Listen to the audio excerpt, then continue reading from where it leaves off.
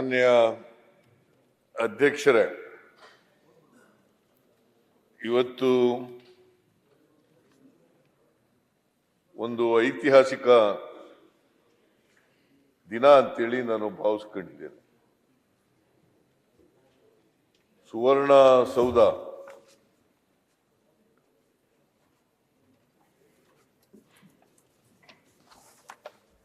ಇವತ್ತು ಸುವರ್ಣಸೌಧದಲ್ಲಿ ನಿಮ್ಮ ಅಧ್ಯಕ್ಷತೆಯಲ್ಲಿ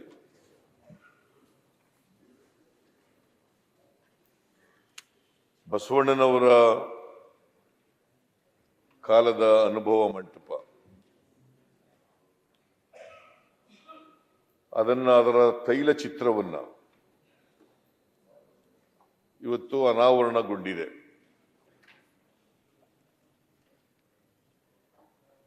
ನನ್ನ ಸೌಭಾಗ್ಯ ಅಂತ ತಿಳ್ಕೊಂಡಿದ್ದೀನಿ ನಾನು. ಈ ಅನುಭವ ಮಂಟಪ ಏನು ತೈಲ ಚಿತ್ರ ಅನಾವರಣ ಆಯಿತು, ಅನಾವರಣವನ್ನ ನನ್ನ ಕೈನಿಂದ ಮಾಡಿಸಿದ್ದೀರಿ. ನಾನು ಈ ಅನುಭವ ಮಂಟಪದ ತೈಲ ಚಿತ್ರವನ್ನು ಅನಾವರಣ ಮಾಡಿರ್ತಕ್ಕಂಥದ್ದು ನನ್ನ ಸೌಭಾಗ್ಯ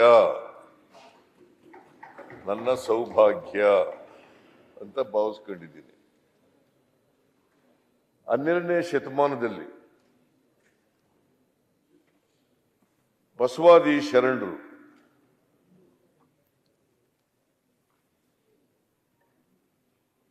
ಒಂದು ಸಾಮಾಜಿಕ ಕ್ರಾಂತಿಯನ್ನ ಈ ನಾಡಿನಲ್ಲಿ ಮಾಡಿದರು.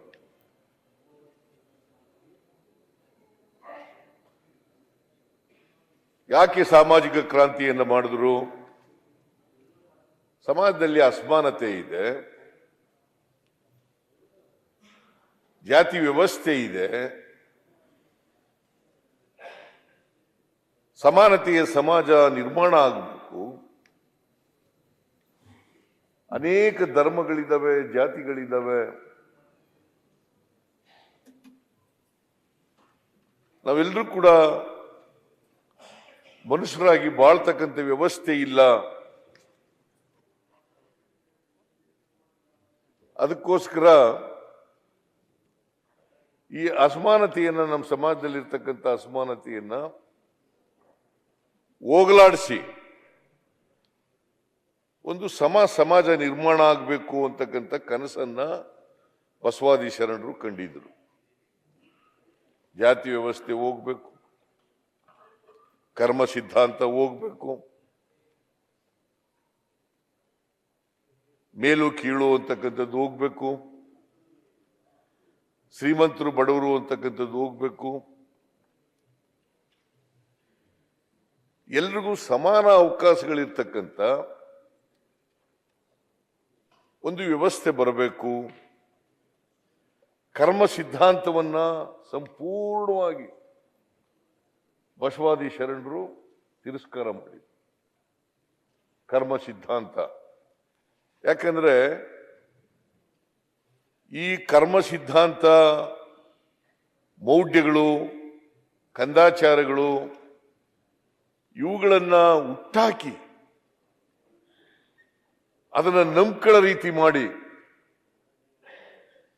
ಜಾತಿ ವ್ಯವಸ್ಥೆ ಆಗಿರ್ತಕ್ಕಂಥದ್ದೇ, ಅಸಮಾನತೆ ನಿರ್ಮಾಣ ಆಗಿರ್ತಕ್ಕಂಥದ್ದೇ, ಮೇಲು ಕೀಳು ಆಗಿರ್ತಕ್ಕಂಥದ್ದೇ. ಅದು ಧರ್ಮ ಅಲ್ಲ.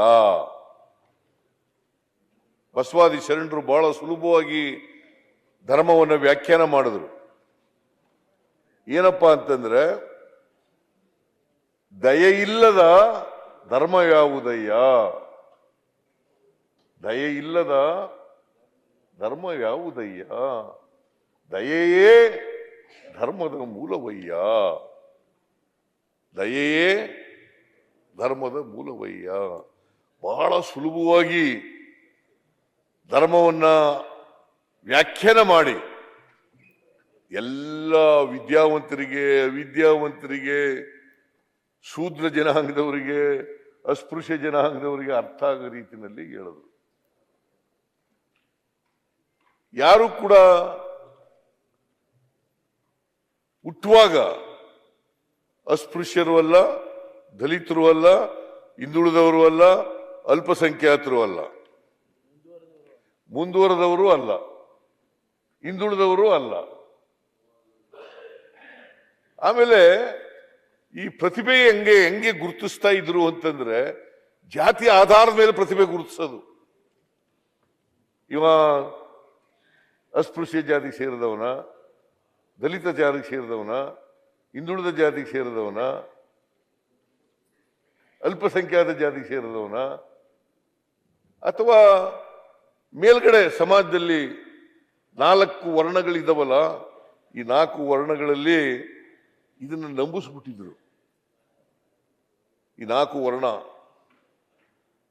ಮೇಲ್ಗಡೆ ಬ್ರಾಹ್ಮಣರು, ಕೆಳಗಡೆ ವೈಶ್ಯರು, ಅದರ ಕೆಳಗಡೆ ಅಂತಂದ್ರೆ ರಾಜರು ಅಲ್ಲ, ಕ್ಷತ್ರಿಯರು, ಬ್ರಾಹ್ಮಣರು, ಕ್ಷತ್ರಿಯ, ವೈಶ್ಯ, ಶೂದ್ರ, ಪಂಚಮ, ಈ ತರ ಮಾಡಿ ಇಟ್ಬಿಟ್ಟಿದ್ರು. ಅದರಿಂದ ಈ ಪ್ರತಿಭೆ ಅನ್ನೋದು ಇದೆಯಲ್ಲ, ಈ ಪ್ರತಿಭೆಯನ್ನ, ಆ ವ್ಯಕ್ತಿಯ ಪ್ರತಿಭೆಯಿಂದ ಅವನ ಯೋಗ್ಯತೆಯನ್ನ ಅಳಿತಕ್ಕಂಥ ವ್ಯವಸ್ಥೆ ಇರಲಿಲ್ಲ. ಒಬ್ಬ ವ್ಯಕ್ತಿಯ ಯೋಗ್ಯತೆಯನ್ನು ಅಳಿತಕ್ಕಂಥದ್ದು, ಡಾಕ್ಟರ್ ಪರಮೇಶ್ವರ್ ಅವರ ಯೋಗ್ಯತೆಯನ್ನು ಅಳಿತಕ್ಕಂಥದ್ದು, ಸಿದ್ದರಾಮಯ್ಯನ ಯೋಗ್ಯತೆಯನ್ನು ಅಳಿತಕ್ಕಂಥದ್ದು, ಎಚ್.ಕೆ. ಪಾಟೀಲ್ರ ಯೋಗ್ಯತೆಯನ್ನು ಅಳಿತಕ್ಕಂಥದ್ದು, ಮತ್ತೆ ಕೆ.ಎಚ್. ಮುನಿಯಪ್ಪನವರ ಯೋಗ್ಯತೆಯನ್ನು ಅಳಿತಕ್ಕಂಥದ್ದು. ಅವ್ರು ಯಾವ ಜಾತಿನಲ್ಲಿ ಹುಟ್ಟಿದ್ದಾರೆ, ವ್ಯಕ್ತಿಯ ಪ್ರತಿಭೆಯಿಂದ ಅವನ ಯೋಗ್ಯತೆಯನ್ನ ಅಳಿತಕ್ಕಂಥ ವ್ಯವಸ್ಥೆ ಇರಲಿಲ್ಲ.